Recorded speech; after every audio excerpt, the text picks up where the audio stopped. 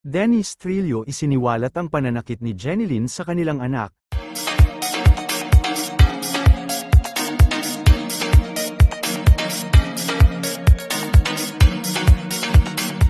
Kinagulat ng marami ang naging pahayag ni Dennis Trillo tungkol sa umano'y pananakit ni Jenilyn Mercado sa kanyang anak.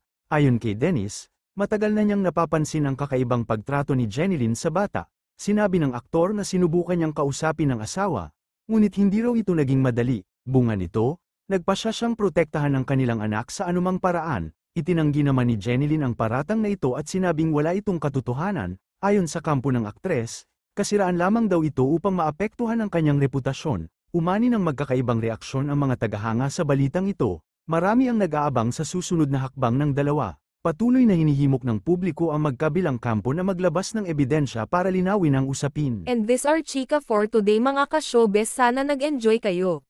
Don't forget to like, share, subscribe and click the notification bell for more updates.